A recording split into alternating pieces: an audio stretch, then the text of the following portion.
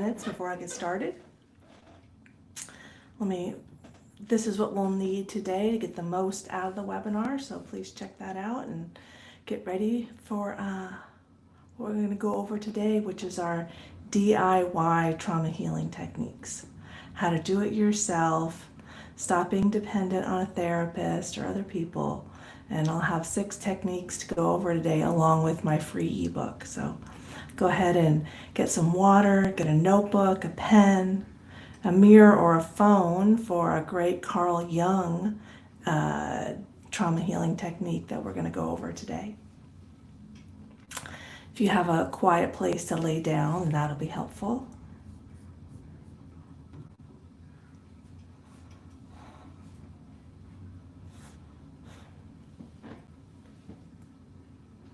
I'm Carrie Blazer. We'll get going in a couple of minutes on our live webinar today. I'll take questions at the end.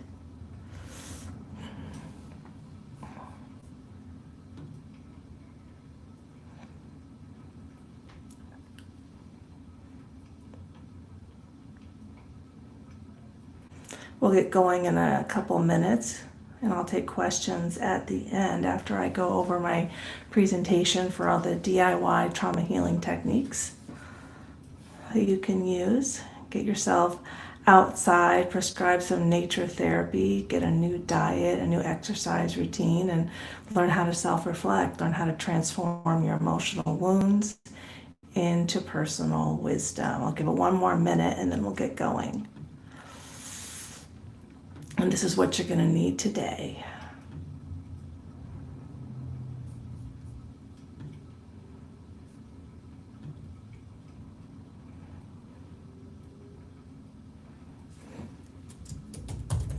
I'll put in the chat, share where you're from. I'm from Ventura, California.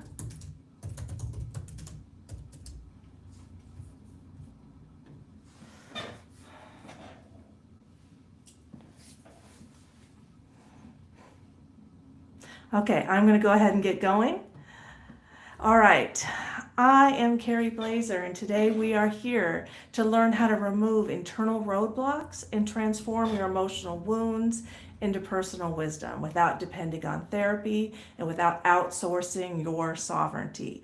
I learned how to do it myself over the past 10 years, and I'm here today to share all of my techniques. First and foremost, my free ebook, which is linked below, will help you learn how to transform your emotional wounds into personal wisdom through self-reflection, my 6 divine feminine self-love strategies. And today, to be successful, this is what you'll need: water, notebook, something to write on, pen or paper, mirror or a phone, because we're going to go over we're going to go over a Carl Jung exercise, and we're going to go over a Carl Jung exercise to learn how you can self-reflect without needing therapy, without relying on anyone else for free. But before we begin, 3 agreements. 1, this work requires presence, not multitasking, not passive listening. That's why the pen and the paper are instrumental to success. 2, you take accountability for your problems in order to transform your life, meaning that if you have challenges in your life, the only one who can change your life is you. No one else brought this upon you. No one else did this to you. No one here is a victim, which takes me to number 3. You are not a victim. You take responsibility for your emotions, your emotional challenges. If you have challenges having self-control in public with civil discourse, that's a you issue and not an other people issue. And this is the approach that I take to trauma healing. So important. This training works best when you take notes, you stay engaged, and you ask real questions of yourself mostly. Why was it necessary for you to have all those failed relationships? What do you need to learn? Why was it necessary for you to have a difficult childhood like I did? What did you need to learn? Why was it necessary to be fired for a job?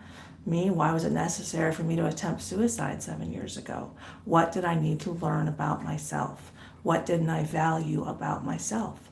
Those are the real questions we're going to get into today, about how you can feel safe asking yourself those questions, and how you're better off for it.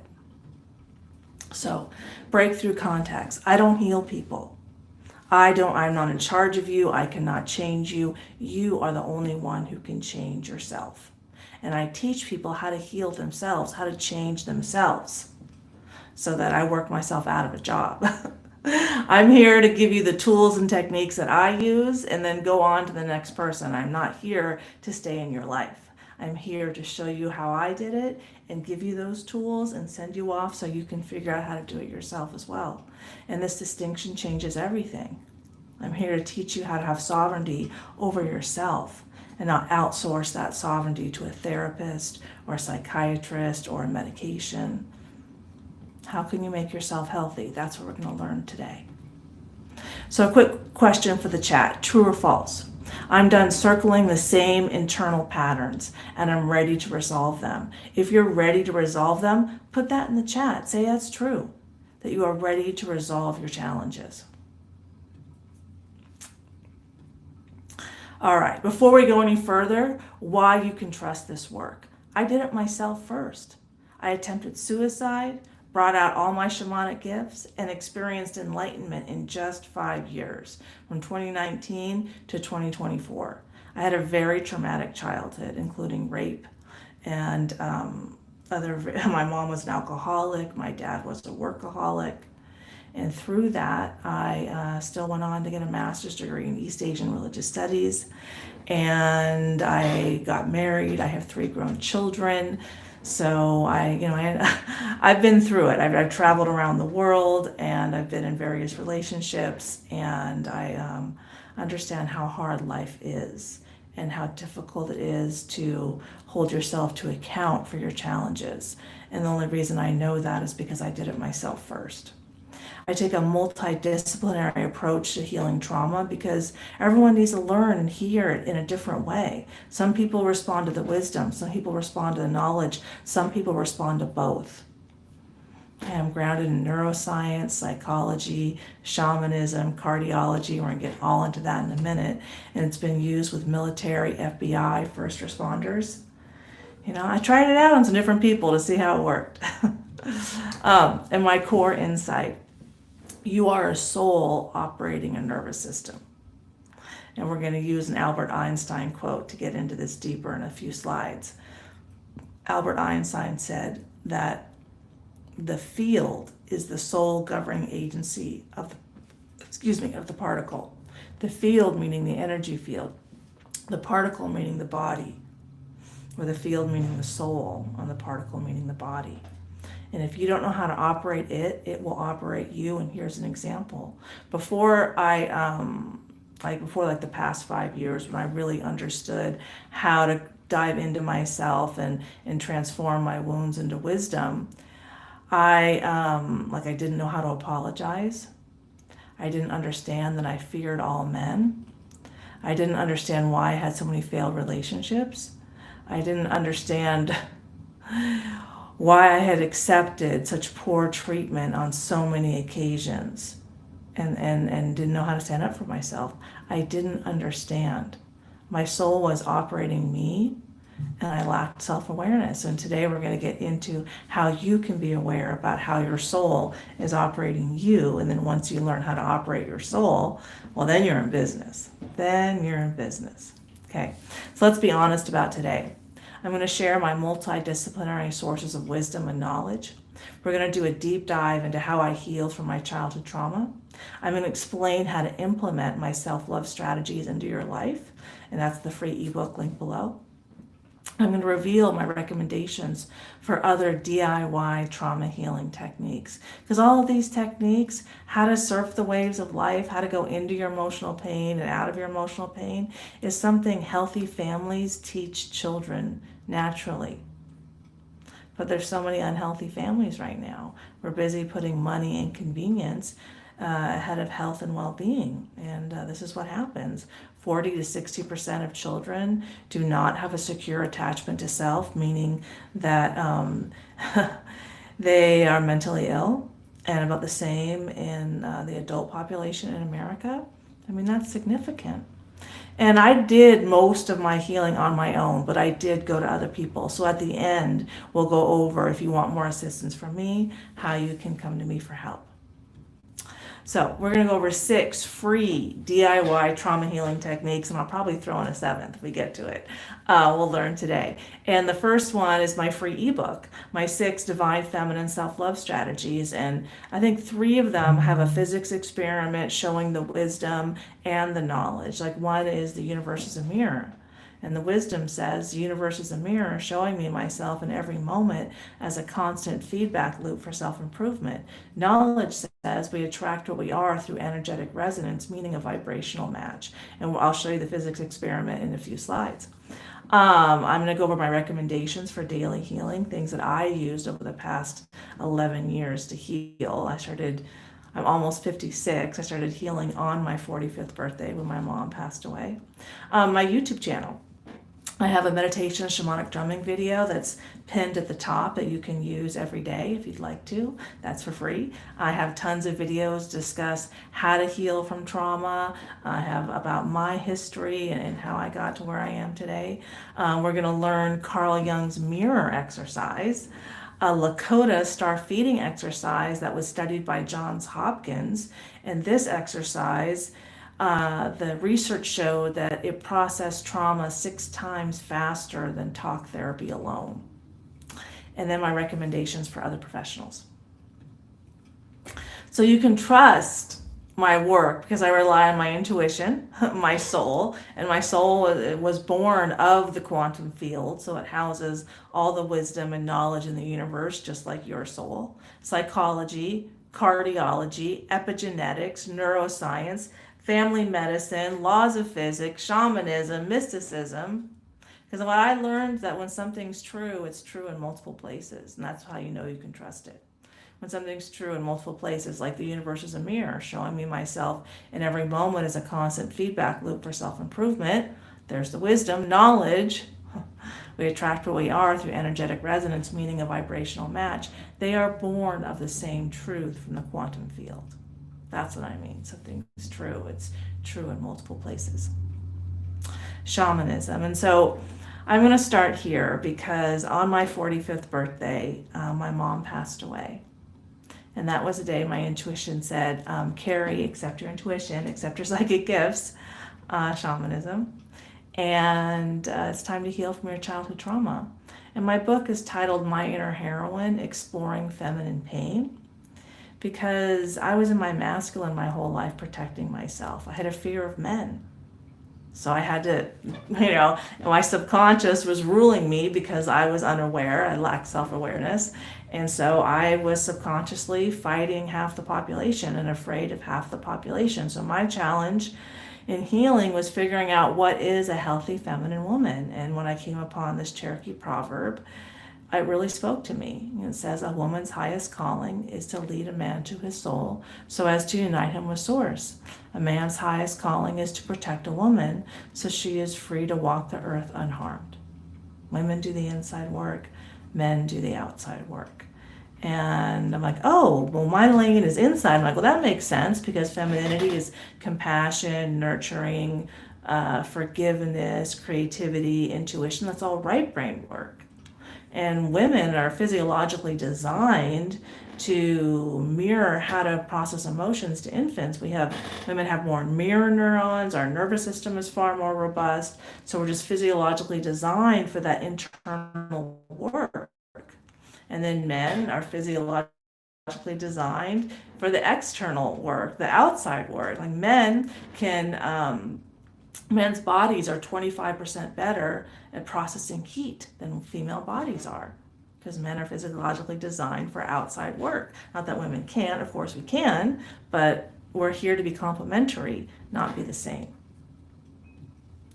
More shamanism. So I had quite a difficult life. In my book, it the focus, it starts 11 years ago, but it quickly goes to when I attempted suicide in 2019, and then how I healed from that, and I started attracting men into my life, and they were a mirror to my wounds. Like, they're really the way I learned that the universe is a mirror. And I didn't go on a date with any of them. 3 I met at yoga, hot yoga. 1 I met online, and 2 I met, 1 I met online. I helped him and his best friend, and then they all led me back to my guy from my childhood. And this quote is from that section, from that chapter of my book, from my childhood. Because even the box of emotional pain he left me with was a gift. And when I saw that, I have seen that quote in many spiritual, shamanic online communities. And it's very true, but it's very hard to accept, because without all that pain, I wouldn't have had an opportunity to extract all that wisdom. So the process of turning those wounds into wisdom is the gift he left me with. That's the feminine work. That's the inside work that I didn't know how to do. So it just kept building up and building up and building up. And I had debilitating lower back pain that started when I was 15. And JC, my guy from my childhood, he's 2 years older than me. The last time I saw him was right before I turned 16. And yeah, it was very painful that we couldn't be together, and I just repressed that. I only remembered that in the last 2 years. And I'm about to turn 56. So it's, it's been a while. But yes, this is it. And I had to accept that if I want Mount Everest-sized wisdom, I had to take on Mount Everest-sized wounds. And I'm going to go over in a minute how enlightenment is an emotion. And even though I have a master's degree in East Asian religious studies, and I speak Chinese, and I've lived in Chinese Buddhist monasteries, I never learned that enlightenment is an emotion. It's part of our natural, healthy emotional range. I'm like, oh. So we're gonna do a deep dive into that in a minute, but it's this is a hard truth to accept. A very hard truth for me to accept, that even the box of emotional pain he left me with was a gift for me to see myself. That as the feminine, I didn't know how to process emotions. I didn't know how to help him process his challenging emotions from his challenging childhood. I didn't know. I had to learn. So old shamanic wisdom says, when a person with anxiety went to the shaman, then he would ask, when was the last time you danced, sang, or experienced joy? And this is wisdom, not the knowledge. But why is this wise? Well, the field is the sole governing agency of the particle. So when the field is happy, the particle is happy. I mean, I'm generalizing, right? So when you dance, you sing, or experience joy, that puts joy in your field and then helps you with the anxiety you're experiencing in your body. It helps you recalibrate your nervous system. Due to my very traumatic childhood, my nervous system was calibrated for fear, guilt, and shame. Why? I did not know how to process my emotional pain, so I repressed it. And my 35 years of debilitating lower back pain, that's in my womb. That's femininity, right?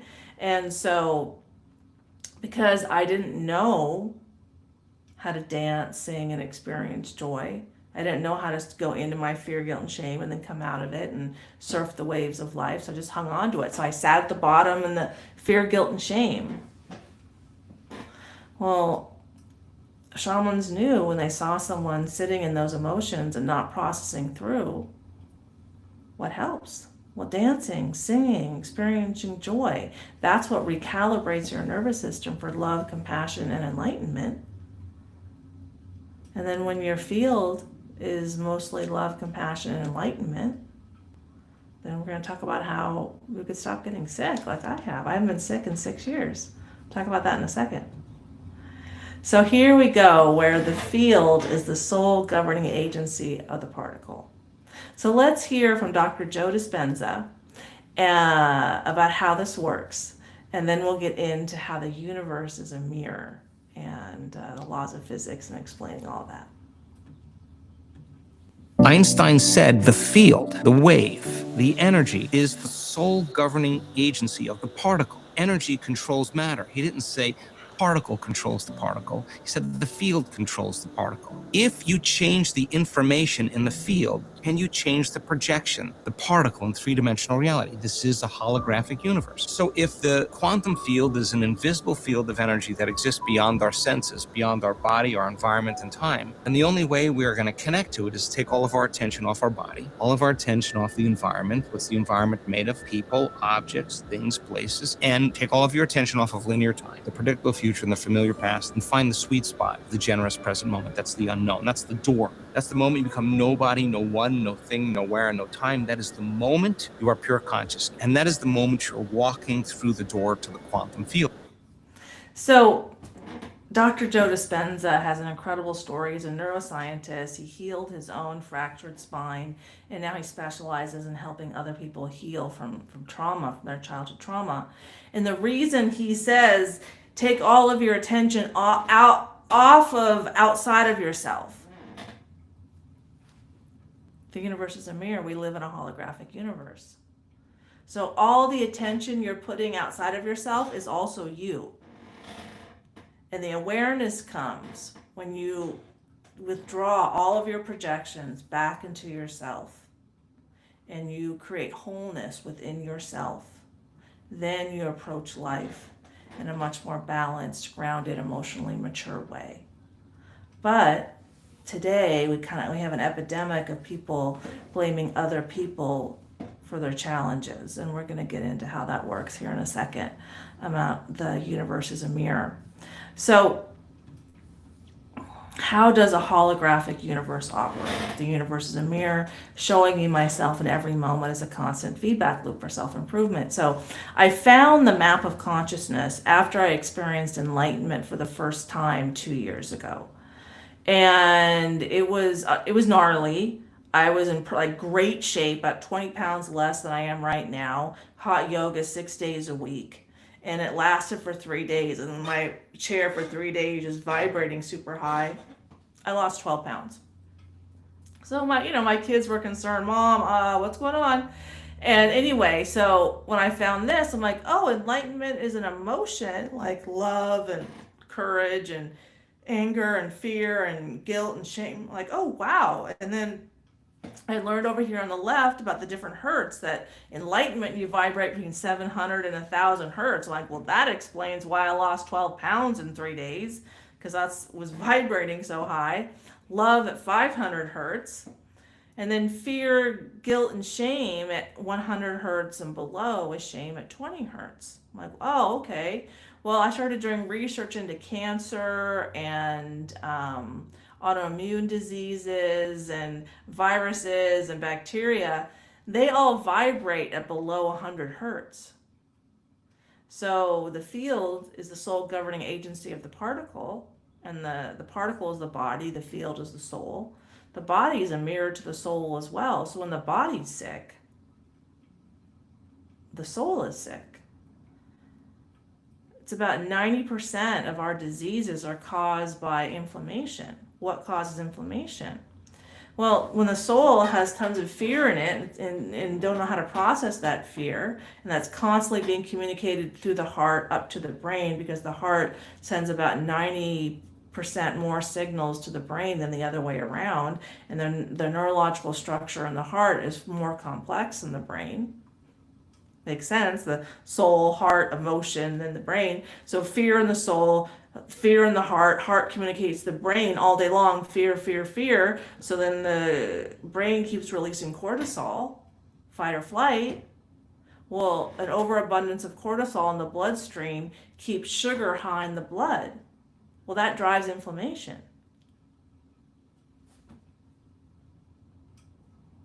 The universe is a mirror showing me myself in every moment as a constant feedback loop for self-improvement. And we're going to get to Dr. Gabor Mate in a second and about his work. And the American Cancer Societies have proven that 7 of the 9 reasons someone heals from cancer is emotional, through emotional healing. And who gets cancer? The people that put other people before themselves, that do not care for themselves. Right. So let's get into this experiment and see how this works. How does resonance work? So this physics experiment first is going to show us two prongs. One prong is 512 hertz and one prong is 440 hertz. When the 512 hertz, the 440 doesn't even move, doesn't even notice. But when they're both 440, when the first one moves, that moves the other one. So here's an example how you can apply this to yourself. Let's say that you have 40 hertz of selfishness inside of you, and your 40 hertz of selfishness starts moving. Well, that's going to move the 40 hertz of selfishness and all the people around you. So the people that respond to you, let's say you perceive selfishness in other people, that is your soul showing you the selfishness inside of yourself. When you perceive beauty inside of someone else, that is your soul showing you the beauty inside of yourself. So all of the negative that you perceive in others is your soul showing you the negative inside of yourself. Think about that. Let's look at the physics experiment.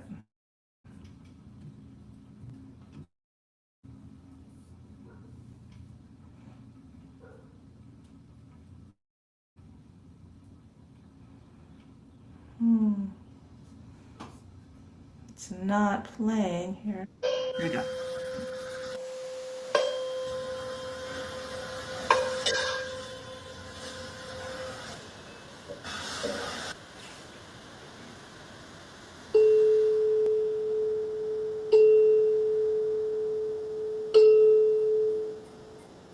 So you see that when it's the same frequency, that's when you see the movement.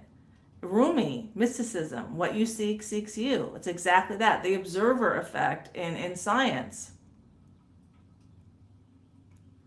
You know, if they're going to say, oh, we're going to observe how fast this energy moves next to me, well, how does my energy impact that energy? That's the observer effect. So let's get into cardiology and neuroscience. Cardiology says that the heart invites blood into motion through coordinated twists and releases. It creates an energetic vortex. So we're going to see in a minute, we're going to watch two videos, one of how the heart is a vortex, and the second one how blood flows in the embryo before the heart is formed, because it naturally flows in a spiral. We're going to lean on Nikola Tesla. If you want to understand the secrets of the universe, think in terms of energy, frequency, and vibration. This is why it's so important to learn how to operate your soul. That's an internal locus of control. Because our heart's a vortex, and you can't, like a black hole, you can't command a black hole. So be direct with the mind, but coy with the heart. Because you cannot be, it's based on the laws of physics. You're not going to get anywhere being direct with a black hole. You got to throw the energy in and see what comes out. That's coy. See what resonates. So blood naturally flows in a spiral. Spiral systems adapt where linear systems break. Allow movement without rupture. They allow movement without rupture. It is the most energy efficient and turbulent reducing way to move matter. Heart coherence equals a regulated nervous system. And so what I mean by heart coherence is that the nervous system in the heart is balanced, is not in fight or flight. And where is the nervous system in the heart communicating with? Your soul. Heart and soul, right? And our souls communicate via emotions. So physicists have proven that we have energy bodies, we have souls, and they're all connected through our heart spaces. And that's our intuition. We're all talking, and then our souls are born of the quantum field, so we have all the wisdom and knowledge in the universe. Just as humans, we don't always listen. I'll give you an example. Bears in Florida. You can go on YouTube and look up bears, Florida, and hurricanes, and you see that they climb trees 24 hours before a category 5 hurricane hits. Like I saw one with 5 bears in one tree, and they all live through it. But what do humans do? We're sitting at our houses on the ocean. Bring it, you know? What? Because we're not listening to our intuition. We rely on religion instead of our intuition. And I won't get into a deep dive in that today, but Think about it. Do you have an external locus of control? Do you fear God? And because you fear God, are you in fear? But when you move that internal locus of control, we're made in the image of God, that the kingdom of heaven is within us. That's inner authority. More like early Christianity. So neuroscience and psychology. Let's listen to Dr. Andrew Huberman about cancel culture and where he believes we should all focus to create a more civil society. What we need to do is start to figure out how we can, I think, especially for the next generation of kids, how to teach them to regulate their nervous system so that they recognize that pulse of adrenaline as placing them in a compromised position. Like, we have to leverage the idea that being able to hear and listen hinges on the ability to be calm. So therefore, the ability to be calm is crucial to hearing and hearing and listening is crucial to our advancement as individuals and as groups. The problem is everyone's been trying to do this backwards. They've said we all have to get along. We have to cancel culture. We all have to, listen to one another. And I think, again, we have to start from the inside. We have to teach it physiologically. Now, I don't have a master plan on how to do that, but one of the reasons I'm here and one of the reasons I'm, teaching neuroscience on Instagram and not just in my laboratory is until we can learn to regulate the self, I don't think we're going to get where we want to go as a culture. And I agree with him. Until we learn to regulate the self, we're not going to get where we want to go. So let me switch tabs and share this one instead. Now we're going to learn how the heart is a vortex from Dr. Tom Cohen. And then we're going to watch how the heart forms in the embryo before we get back into my presentation and go over my ebook and how you can implement that into your life.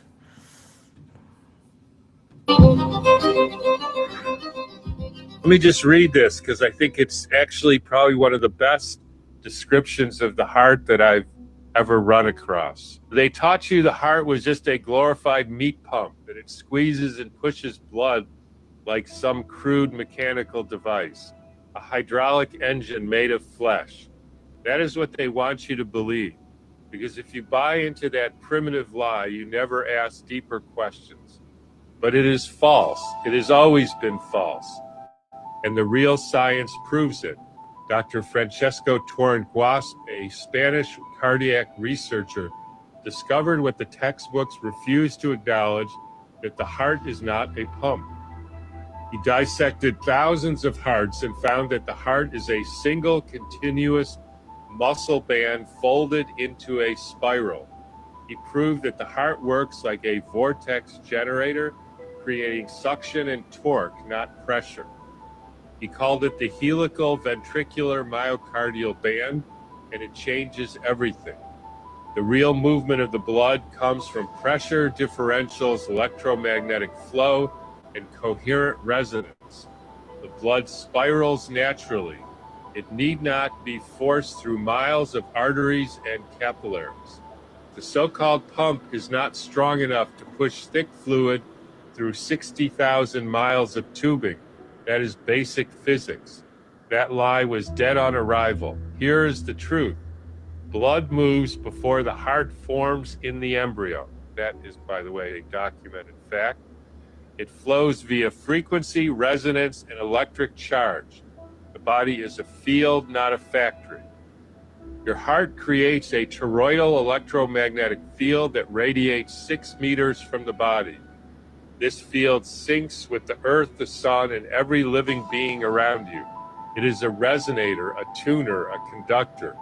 It aligns the rhythm of your cells. It feels, it remembers, it emits, and it responds to emotion, thought, light, sound, and breath. When you feel love, grief, fear, or peace, your heart transmits it. It is the central frequency modulator of your biology, not a pump. And the institutions know this. The HeartMath Institute has measured these fields for decades. They know the heart has more neuronal cells than parts of the brain. They know it is a second brain. They know coherence in the heart transforms the entire nervous system. So why are they still teaching children a 400-year-old guess from William Harvey that has never been updated? You know, that's an excellent question for another day. But let's get into how the heart is formed in the embryo, and then we'll get back to the ebook. Before the heart beats for the first time, something far greater begins to move. Long before your heart ever beat, thousands of cardiac cells made a silent decision. There was no pulse, no rhythm, no sound. In the earliest stages of development, individual heart cells begin firing electrical signals on their own, like you just saw. Then something remarkable happens. They synchronize. Separate impulses align into one coordinated electrical wave. That wave triggers the first contraction, the first heartbeat, the beginning of a rhythm that can last a lifetime, because the field is the sole governing agency of the particle. The field meaning the energy field. The particle meaning, in this situation, the cardiac cells. Well, let's get back to my presentation. And Carl Jung, he's my favorite psychologist, talks a lot about projection. But here he's talking about creating wholeness. As we just learned, that the nervous system in the heart creates coherence, nervous system coherence. That it creates, that when you have nervous system coherence, that means that you've calibrated your nervous system for love, compassion, and enlightenment instead of fear, guilt, and shame. That means that your soul spends far more time in love, compassion, and enlightenment instead of those lower vibrating emotions, fear, guilt, and shame. But we need the fear, guilt, and shame to show us ourselves, the imperfection. Let's learn from Carl Jung. There is no light without shadow, and no psychic wholeness without imperfection. To round itself out, life calls not for perfection, but for completeness. For this, the thorn in the flesh is needed, the suffering of defects, without which there is no progress and no ascent. So when we cancel challenges outside of ourselves, like Dr. Huberman was talking about a minute ago, we remove our opportunity for growth.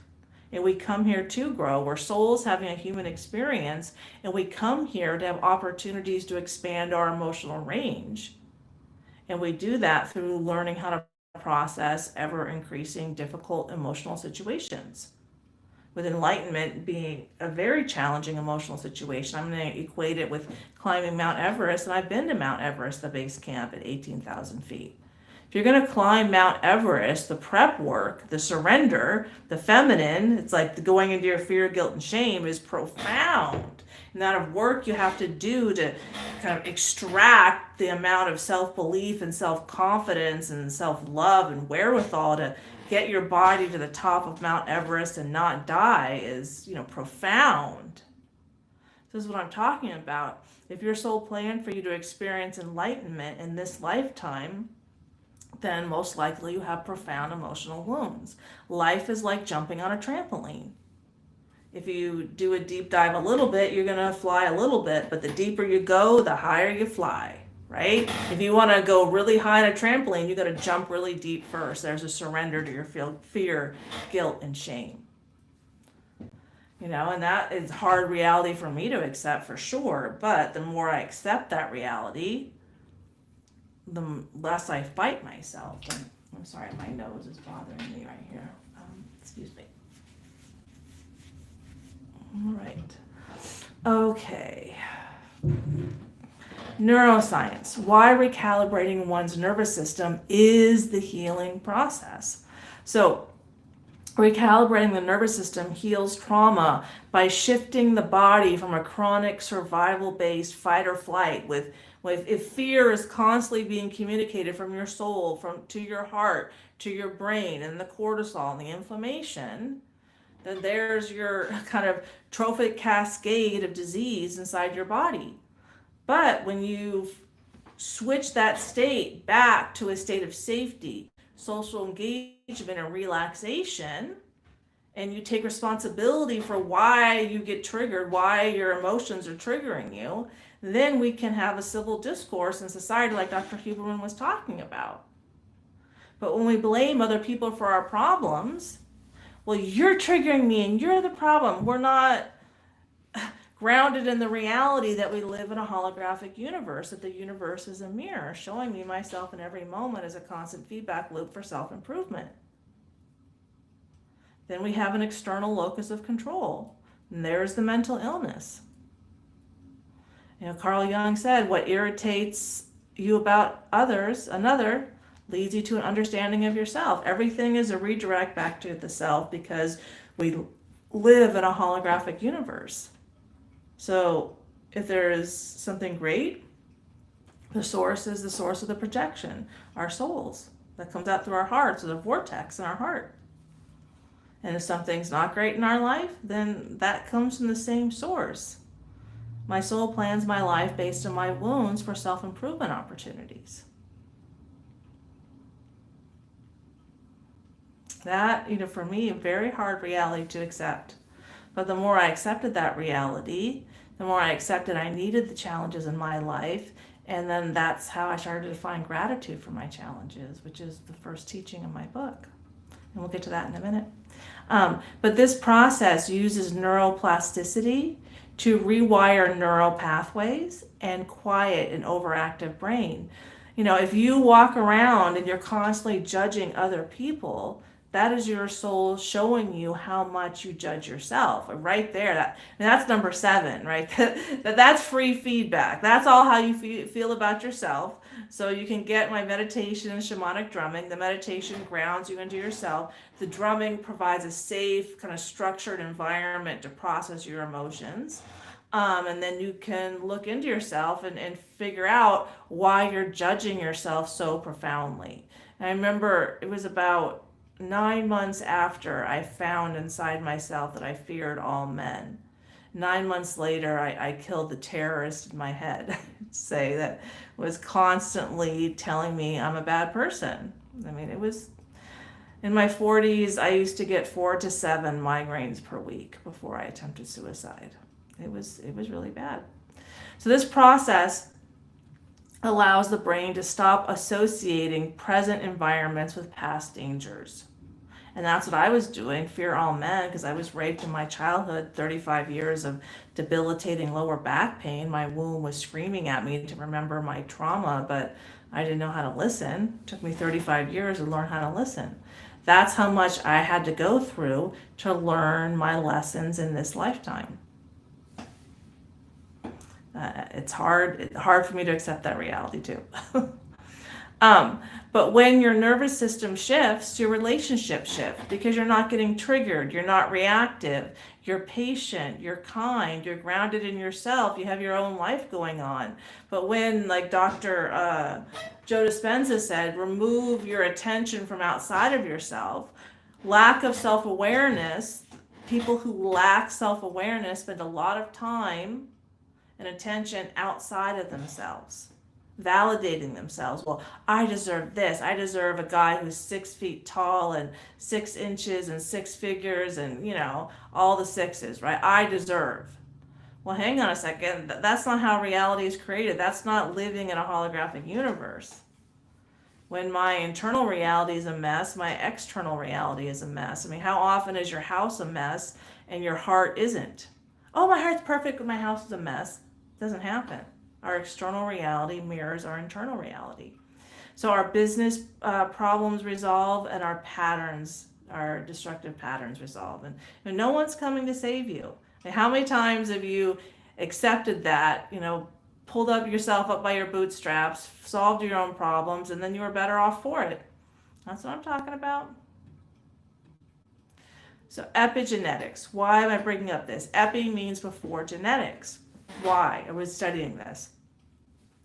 Because epigenetics figured out that less than 1% of our mental and physical diseases come from our genetics. Again, validating Albert Einstein's quote, the field is a sole governing agency of the particle. And when you break down particles, it's energy too. So it's all a field. It just appears to be a particle. But let's hear what Dr. Bruce Lipton has to say, and then we're going to discuss, because he brings up some really interesting scientific research that was done. Whatever picture you hold in your mind, the brain releases complementary chemistry that matches that picture and it releases it into the body. And the chemistry of the blood is what controls the genes and the behavior. Children, when adopted into a family where there's cancer running in that family, the adopted child will get the same family cancer. But the point, the adopted child has totally different genetics. What was the point? It was being adopted into a family where the programming of that child is what caused the cancer. It's consciousness who releases the chemistry to the environment that controls the genes. And you can change your consciousness and you can change your environment. And all of a sudden I say, oh my God, we were programmed to be victims. It turns out we are masters of our genetic activity. And this is the new science called epigenetics. Right. We are masters of our genetic activity. And I want to bring up Dr. Gabor Mate. He's a family medicine practitioner who specializes in how childhood trauma impacts adults. And so this is what he has to say. When people do not know how to say no to others in order to prioritize their own physiological needs, the body will say no for them in the form of disease, such as cancer. And this is what they find time and time and time again. Who gets cancer? The people pleasers, people who put other people before themselves. Why? Because in their childhood, they had a ton of problems. They were unable to be authentic and express their own needs, like myself, they get punished for it. And so they learn to put family and community before themselves. They're working from an inverted love hierarchy. I used to believe that I'm the problem. So I used to try to be nice to other people, proving that I'm a nice person, but that's not how reality works. We live in a holographic universe. So what my heart, my soul was communicating, I'm the problem, I'm the problem, I'm the problem. And so that's how people experienced me, because that's energy doesn't lie. That was the energy I was living in. But when I realized, oh, well, when I love myself and I fill up my own cup of love first, and then I create overflow and I pour onto other people from the overflow only, then I don't get sick. I haven't been sick in 6 years because I spend the vast majority of my time in those higher vibrating emotions of love, compassion, and enlightenment. Because I learned to have an appropriate love hierarchy, that my diet, my sleep, my rest, my exercise, all of that comes first. My walking in nature and prescribing nature therapy to myself, that comes before anybody else. But when we teach people that community comes before the self, like why are we teaching 5-year-olds to protest against ICE? That's just an anomaly, but that's, I would say, doesn't come from a healthy human being, taking a 5-year-old to protest the government. They don't even know how to love themselves yet. They're still working on number 1, so why are we tasking them with number 5? You see what I'm saying? But let's hear from Dr. Gabor Mate about how this happens, that people do not know how to learn how to say no as a child. What happens to a child where the attachment need is not compatible with the need for authenticity? In other words, if I'm authentic, my parents will reject me. If I feel what I feel and express what I feel and insist on my own truth, my parents can't handle it. And parents convey those messages unconsciously all the time. Not because they mean to, not because they don't love the child, not because they're not trying to do their best, but because they themselves are suppressed or traumatized or hurt or stressed. And what does the child do with that? Well, if I give up my attachment for the sake of authenticity, I lose my relationships on which my life depends. Therefore, there's no question. What becomes suppressed is our authenticity, our emotions. And then we become 25 and 30 or 35, 40, and we don't know who we are. Oh, sorry about that. I thought I'd pull up another video from Dr. Mate, and he explains what happens when we don't take it seriously, that children need to have a healthy attachment with the parents, and they need to be able to express themselves in authentic ways as children, to individuate in a healthy way. And that's a Carl Jung perspective. Dr. Mate uses Carl Jung a lot. So let's watch this video because it really helps us understand how all this works.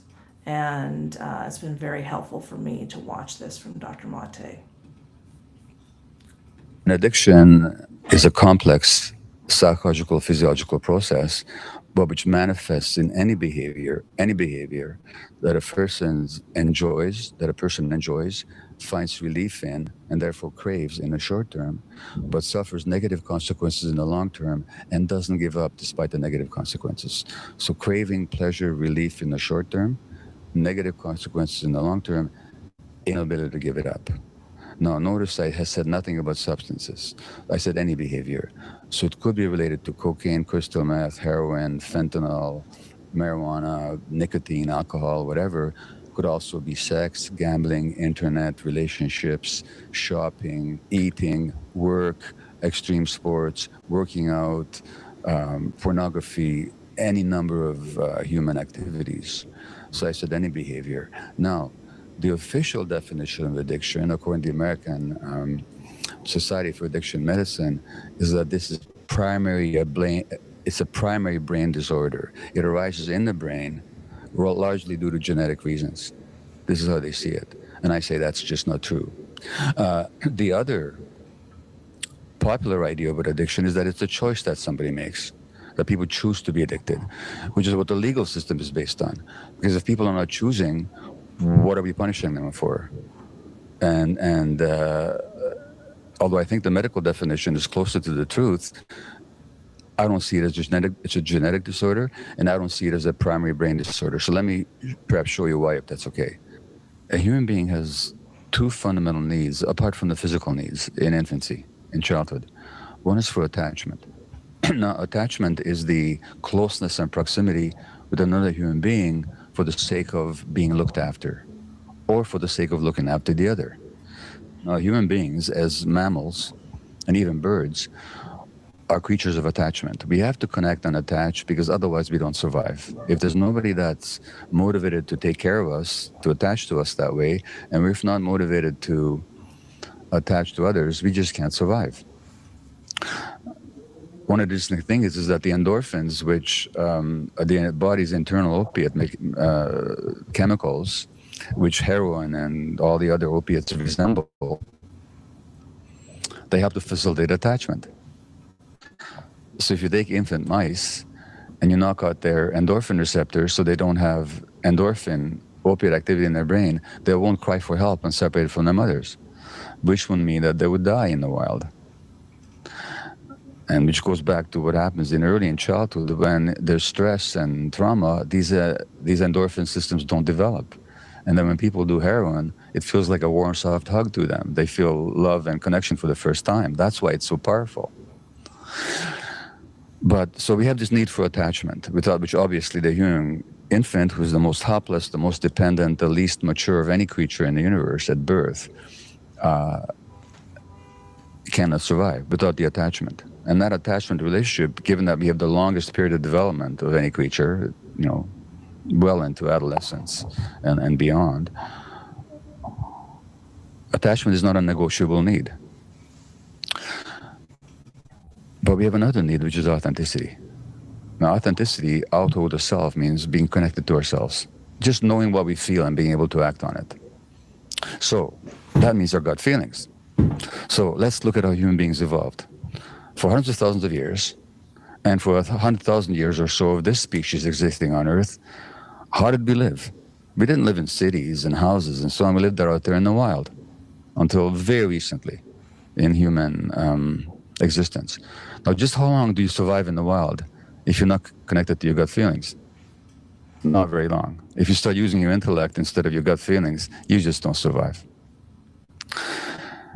So that's a powerful survival need as well. So attachment is a survival need, authenticity is a survival need. But what happens if your authenticity threatens your attachment relationships? For example, as a 2-year-old, you get angry because you didn't get that cookie before dinner.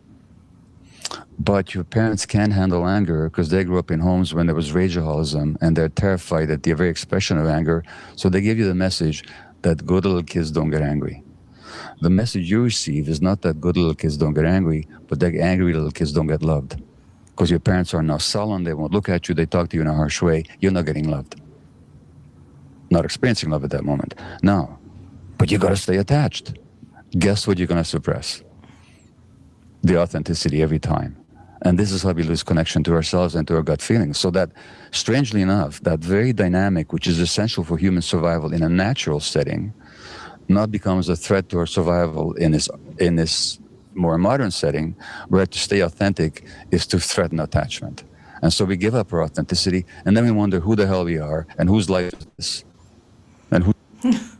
Just like he was saying in the last video that we watched. Let me change.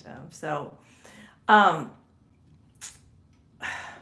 I found that video, and he so clearly explained how addictions are formed, and I'd never been addicted to porn or had a drug addiction, but shopping, eating, complaining, things that I felt attacked, I felt connected to something, helped me feel better in the moment. But then I spent too much money, or I ate too much food, or I overgave to people. I definitely focused on momentary happiness and not long-term happiness. And this is what Carl Jung has to say about the same phenomenon. When people cannot be authentic, what happens? And we have a loneliness epidemic right now. That loneliness does not come from having no people about one, but from being unable to communicate the things that seem important to oneself, or from holding certain views that others find inadmissible. Carl Jung. All right, let's keep going here. Another Carl Jung quote. This is my favorite Carl Jung quote. One does not become enlightened by imagining beings of light, but by making their darkness conscious. And that's the inner authority. That when I admitted that I had darkness, and here's an example. 8 years ago, I got in an argument with my youngest daughter, and I was wrong. And I got off the phone, and I didn't know how to apologize. And I asked myself, why can't I apologize? I had started to learn how to ask myself questions and listen to myself, surf the waves of life. And I heard that you believe that if you apologize, your loved ones will leave you. Well, that was my darkness, that if I apologize, my loved ones will leave me. Then that's just not logical. If I apologize, my loved ones will want to stay. So I called her up and I apologized, and then everything was fine. But when we look outside of ourselves, one does not become enlightened by imagining beings of light. That's just kind of fantasizing about a being saving me. That's not how I become an emotionally mature adult. I take accountability for my challenges and I make them conscious, such as the example I just gave. Or when I was 51, I found that I had a fear of all men, and then I changed that into men protect me, and I went in public the next day with my older daughter, and she noticed immediately that I was different. I wasn't anxious anymore because my subconscious wasn't lying to me to fear half the population. That was kind of a lot. Okay, and getting back to how the universe is a mirror in my book. So in my book, I attracted in several men into my life. The second and third were Justin Waller and his best friend, Andrew Tate.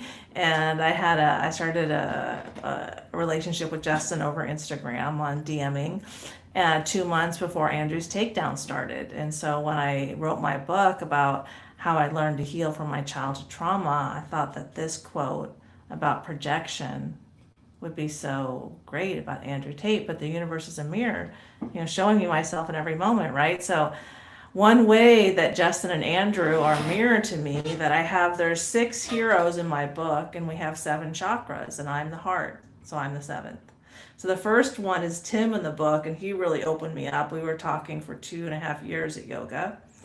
Then Justin's my third eye, my intuition. I trusted my intuition to reach out to Justin Waller. He's 16 years younger than me, can have whoever he wants. Like, why do you want me, right?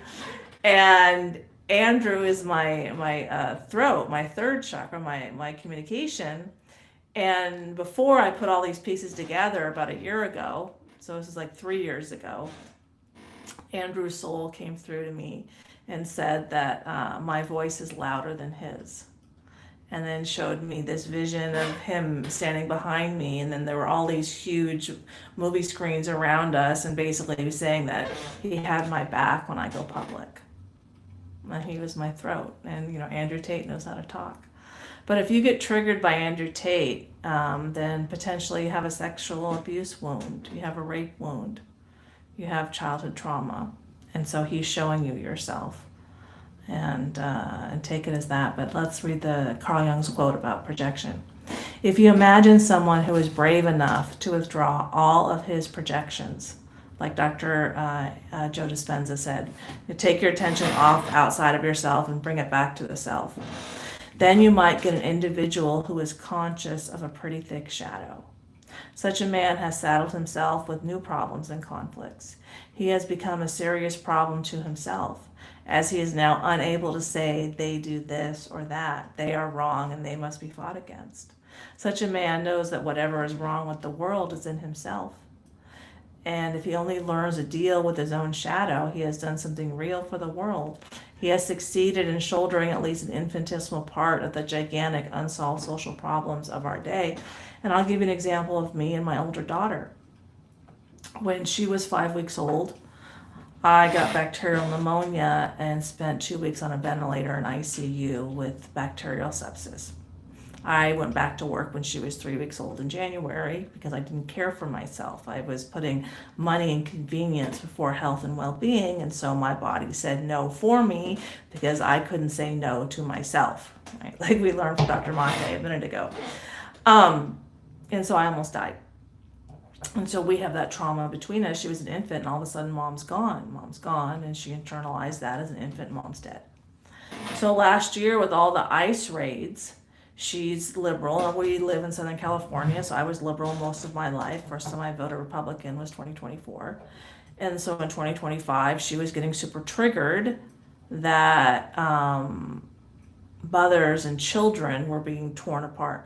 Mom, but ICE are taking the mothers away from the kids, and they're they're taking, this is so terrible, Mom, ICE is terrible. I'm like, okay, well I see what's happening, but they're illegal aliens, so they're not supposed to be here.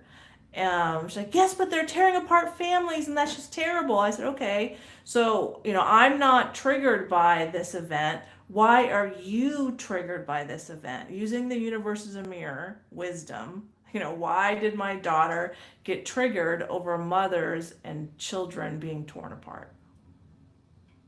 That is her soul showing her herself. Why does she have an authority wound? Oh, her dad yelled and screamed at me that I was selfish and left me home alone the day I was admitted to ICU. So she has a lot of unhealed trauma, and what she's attracted to outside of herself is what is showing her herself. And now is ICE right or wrong? That's a whole other story. But why is she so against authority? Why does she get so triggered when people who are here illegally are being sent home? Why is that?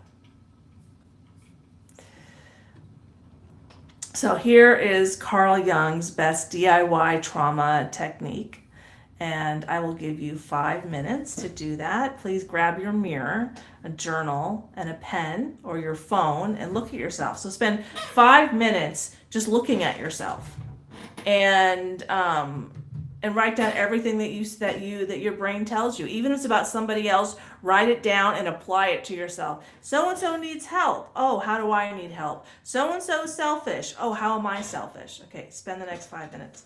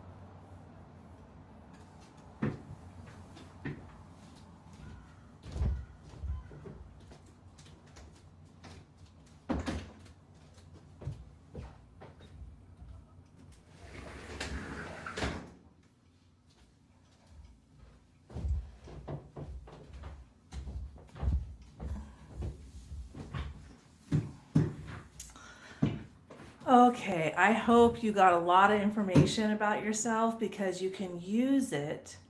Because now we're going to go over the free ebook that's linked below and how to use those strategies so that you can learn how to process your emotional wounds, turn your wounds into wisdom. And so let's look at the exact structure of the 6 divine feminine self-love strategies. Okay. So this is not a belief system, it's a soul operation system. So our emotions live in our soul. So how do we process our emotions? And there's 6 of them. The first one is appreciate, learn, forgive equals ego death. Appreciate your challenges in life. That opens your heart to yourself. There's the feminine. The learn there's the logic. There's the analyzing what you could have done differently. When you put those two together, the feminine and the masculine, then you've created wholeness, and forgiveness naturally follows. That's the first one. Then love hierarchy. Learn how to love yourself, how to fill up your own cup of love so that you have overflow.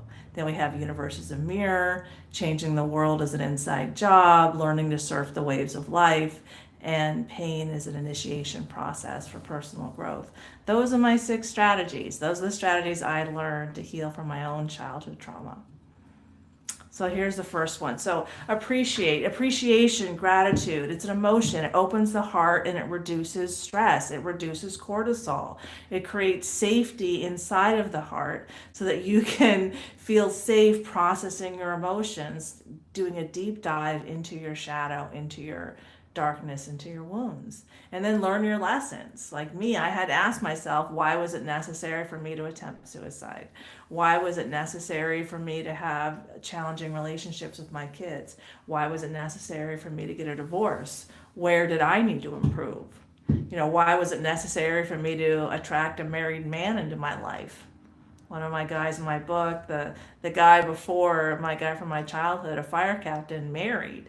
Oh, I needed to reflect on my marriage. I wasn't able to forgive in my marriage, which is the feminine lane. So if I'm not healthy in the feminine lane, I attracted a man who's unhealthy in his masculine lane, and that's on me, not on him. So what I learned is that when I learned to be grateful for my challenges, and then I use self-reflection to turn my emotional wounds into personal wisdom, then forgiveness naturally follows, because the gratitude and the logic of the learning your lessons is the feminine, the masculine. There's the wholeness, there's the completeness. Love hierarchy. So self-love comes first. And by self-love, I mean healthy diet, healthy exercise, give yourself permission to rest, process your emotional wounds, spend time in nature, the basics. And then when you have an overflow from your cup, then you can pour from the overflow onto your partner, onto your children, onto the family, onto community. And so I focus on self-love so that I'm always ready to pay it forward from the overflow. If I have one pair of shoes and I see someone who doesn't have shoes and I give away my only pair of shoes, can't say no to myself to take care of myself, like Dr. Mate said, then that's not practicing the love hierarchy. That's being codependent. That's putting someone else's wants and perceived needs before your own. And it's just like when you're on an airplane, they always teach you to put on your own mask first before you help your kids, because if I can't breathe, then I can't help my kids, right? So if I'm not loving myself, how can I truly love somebody else? And we live in a holographic universe, a projection. Learn to surf the waves of life. So here's where I put life is like jumping on a trampoline. The deeper you go, the higher you fly, all based on the laws of physics. The depth of the wound determines the height of the wisdom. So they are, equally correlated here, but let's watch this physics experiment that shows how this all works.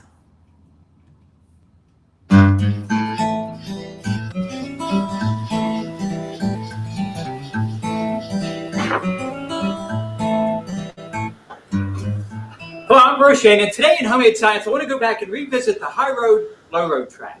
Now, I did a previous video on this, and I had so many questions and comments, I thought it would be worthwhile to go back and do a few more demonstrations on it. and take a closer look. Now, this is a classic physics problem where we have two tracks that start at the same position and end at the same position, but their path from one side to the other is completely different. Now, these balls are able to roll down the tracks, so the question is, if I were to release them simultaneously, which track would get the ball to the opposite side the quickest? Well, let's give it a try.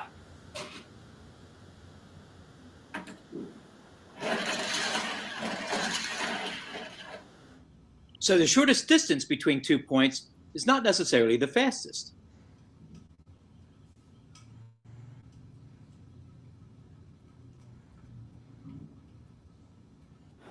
Now, what's going on here? Well, we're giving both balls potential energy by lifting them up to a certain position.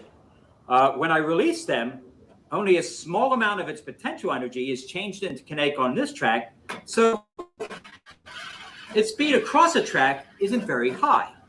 However, on the low road track, I started out at that high position. It drops down, changes that potential energy into kinetic, but then it drops an additional distance, so more potential energy is changed to kinetic, so it's going to cover this distance at a higher speed. See, my challenge my whole life was I was on the track that didn't go, I didn't know how to go down into my emotions so I could come out of them. I was the track in the back that didn't go very fast, and I was just sitting there stuck in my fear, guilt, and shame. But after my mom passed away on my 45th birthday and my intuition told me, okay, Carrie, it's time, then I started feeling brave enough to allow myself to surrender to my wounds. Like, why can't I apologize to my daughter? And then that's when I surrendered deeper into myself, and that gave me the momentum and propulsion to come out the other side in a healthy way like I did. Oh, I have this lie in my subconscious that if I apologize to my loved ones, people will leave me. I mean, that's just cray-cray, right? So when I saw the cray-cray in my subconscious and turned it into wisdom, when I apologize, my loved ones will want to stay, then my relationships got better like that. But I was in my late 40s. That's how my soul planned my life. I needed to be in that much pain to be ready to gain this much wisdom. The universe is a mirror. We've already gone over this one, but again, it's that the universe is a mirror showing me myself in every moment as a constant feedback loop for self-improvement. So when you're outside or thinking of somebody else and the judgment starts in your brain and you're projecting it onto other people, stop yourself. Get out a pen, get out a journal, a piece of paper, and write it down. And then address it and ask yourself, how am I selfish? How am I, misogynist? How am I a fat phobe? How am I a transphobe? How am I these things that I'm projecting onto other people? Except that we live in a holographic universe. When you accept it and you approach life as such, then you can make progress really fast. Knowledge says we attract what we are through energetic resonance, meaning a vibrational match. And this is how self-awareness forms, one step at a time. Changing the world is an inside job. We live in a holographic universe. So if you want the projection to change, you have to change where the projection comes from, and that's your soul. Your external reality is a reflection of your internal reality. Your external experience is shaped by the wounds and wisdom stored in your nervous system, and your nervous system is programmed from your soul. The field is the soul governing agency of the particle. So let's see how this works. Okay, we're the 3 slides. Okay, so and we have a physics experiment. You've heard the wisdom. You are the summary of the 5 people you hang around most. So are those people healthy? Are their nervous systems calibrated for love, compassion, and enlightenment? Or are people you hang around most, are their nervous systems calibrated for fear, guilt, and shame? So energy naturally aligns with the highest vibrating energy. That's laws of physics. That's why you're the summary of the 5 people you hang around most.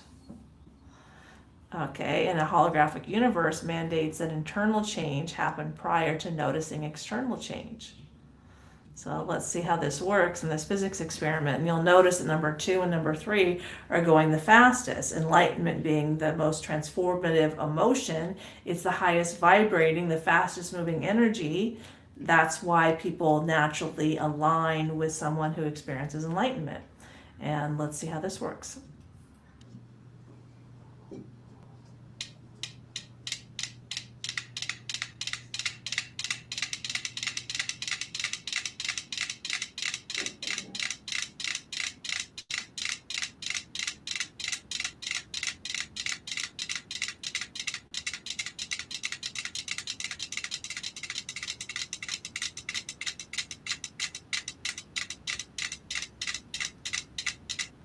So that's how it works. You just the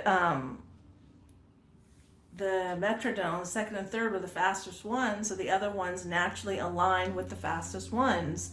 And that's just based on the laws of physics. So the more time you spend with my ebook, in my YouTube videos, if you want to buy my book or have a session with me, the faster you will transform your emotional wounds into personal wisdom. So pain is an initiation process to personal growth. We have to surrender to our fear, guilt, and shame. That's the downward on learning to surf the waves of life. And then we gain the momentum necessary to climb our next mountain. There's the masculine. The surrender goes first, there's the feminine, and the masculine acts. Like a woman used to drop their handkerchief, and then the man could decide what to do. The feminine goes first, then the masculine acts. So, it happens when something challenges you and you're forced to meet yourself honestly. Difficulty isn't punishment, it's what builds resilience, and that's what builds resilience in their nervous system as well. So children that are taught how to process their emotions, when they had an emotion, their parents sat with them and helped them move through their emotion, that creates resilience, and those people can go through really challenging times. So they've done studies, if you send 100 people into battle, only 20 will come out with PTSD. Why? Those are the people with unresolved childhood trauma. Those are the people that never learned how to process their emotions. Not that it wasn't extremely difficult for everyone, but the other people, they learned to process their emotions. They went home, they got support, processed their emotions, went on with their life, and didn't hang on to it and get super triggered and have it destroy them. Initiation is simply learning how to move through challenge without collapsing, avoiding, or turning against yourself. That's how maturity forms, and that's the final skill. So self-care strategies. First, learn Reiki. I learned Reiki. Every Reiki weekend that I had, I processed so many emotions. I'd let go of so much crap. Exercise. I did hot yoga. So for men and women are different. We're opposites. We're complementary. We're not here to be the same. So the most cortisol reducing, testosterone producing exercise for men is chopping wood. So what you want to do is when you chop wood, vocalize your pain. The chopping is the masculine, the communication is the feminine. Women, your most kind of feminine hormone producing, cortisol reducing activities are walking and gentle yoga. We're different. Healthy diet, you can Google that as well. Nature. Walk barefoot in nature, hug a tree. As we saw when the heart is a vortex, our energy fields connect with the sun and the earth. When our energy fields connect with the earth and the free radicals in the earth, that reduces cortisol in the body, reduces inflammation. And studies show now that nature therapy, just walking in nature, is far more effective than mental health medications like SSRIs. Start a gratitude practice. You can do a meditation every day. You can write why you're grateful, 3 things you're grateful for every day in your journal. Start somewhere. You can Google that for free.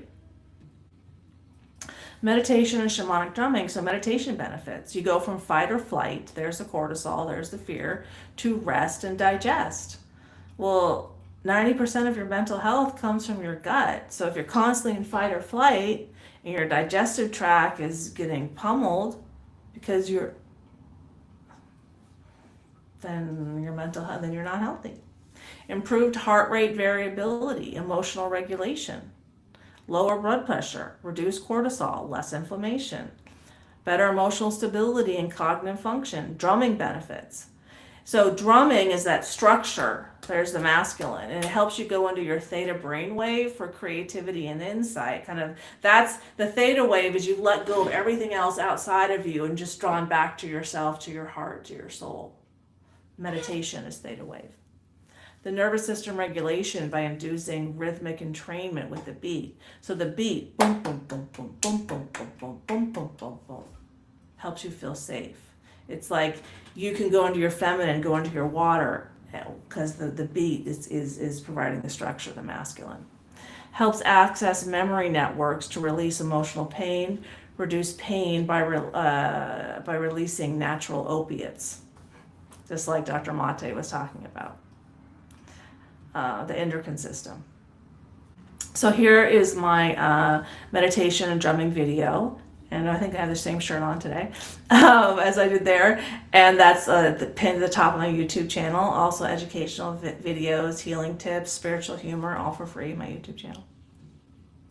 And here's a Lakota DIY trauma healing technique called star feeding. So Johns Hopkins studied this, and they saw that because they were engaging the masculine, the action, and the feminine, the communication, both sides of the brain, of the nervous system, the feminine and the masculine, that created heart coherence healing 6 times faster than talk therapy alone. That's why it's so important to put the action together with the communication. So you can gather stones representing the pain, you can write on pieces of paper, you can do it different ways, but here's an example. Carry the stones to the river represents emotion, the stones represent the masculine. Release them one by one while speaking your pain out loud to the water. And then keep the last one as a reminder that grief was witnessed, not erased. So the reason you want grief to be witnessed, because it reminded you that you learned, that you processed pain, that you learned from it. You went through a challenge and you came out better for it. It might hurt, but you're a more emotionally mature human being because of it. So why work with me? Trauma, healing, and enlightenment coaching. You're the summary of the 5 people you surround yourself with. And if you surround yourself with me, the ebook, my YouTube channel, working with me personally, there's many ways for you to do that. You will benefit from my regular enlightenment experiences. I'm in and out of enlightenment every week. You'll receive the wisdom and knowledge gained from my 10 years of personal healing work, almost 11 now, I need to change that. My methods save money in the long run because I'm teaching you how to do it yourself so you don't have to spend money on therapy. You'll become independent in your emotional processing, helping you individuate, helping you reparent yourself by recalibrating your nervous system for love, compassion, and enlightenment instead of fear, guilt, and shame. If you felt resonance during this training that wasn't emotion, that was soul level alignment called resonance. It's energetic alignment. That's how you know this is relevant without needing convincing. And what's included in a private session, you get a private client session, it's 2 hours. There's one for an hour, but most of them are 2 hours. Meditation, shamanic drumming, and you're going to learn how to interact with your shadow to recalibrate your nervous system. Learn how to turn your emotion, make your darkness conscious, as Carl Jung would say. Transform your emotional wounds into personal wisdom. And we'll go over how to apply the strategies to your specific internal blocks. And you'll get a video recording of the session for ongoing use. And with every purchase, you get a free 2-hour session to give to any first responder or military. 2 of the men in my book are decorated Fire Academy instructors. So when I was writing my 6 Divine Feminine Self-Love strategies, I really focused on how it could be easily accessible for first responders. How can firefighters on the way home from a trauma use these techniques and to help them process their pain? So I wrote it with them in mind. So there's 3-tiered pricing. First, you have your 2-hour deep insight session or pattern recognition session and a 2-hour integration session. So 4 hours for $2,997, or a 2-hour pattern recognition session for $1,997, or a 1-hour pattern recognition session for $1,297. And if you'd like to get the 2-hour pattern recognition session and the 2-hour deep the integration session for $2,997. You can use this QR code to purchase it, and that will take you through the process of setting up your first appointment. Or if you're interested in a 2-hour pattern recognition session for $19.97, you can use this QR code. And the reason I don't sell packages is that people usually need a session and they come back 6 months to a year later. So you don't need to talk to me regularly or meet with me regularly. You need my help kind of pointing you in the right direction. Then I send you off for life to happen and for you to do it on your own. You can come back if you need to.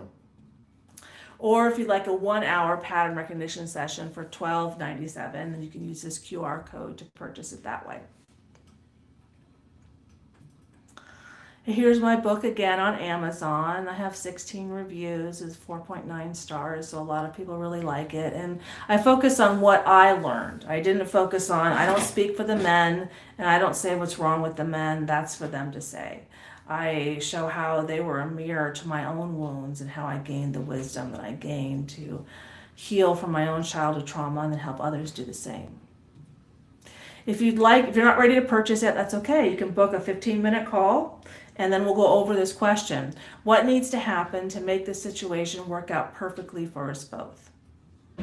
So what are you thinking about? Where are you a little bit stuck in this decision? Do you need more help, but you're not quite sure? Book a 15-minute call. Anyway, thank you for showing up. I really appreciate it. And that was our first webinar. Okay. All right. Well, thank you so much for joining, and I will talk to you next time. Bye.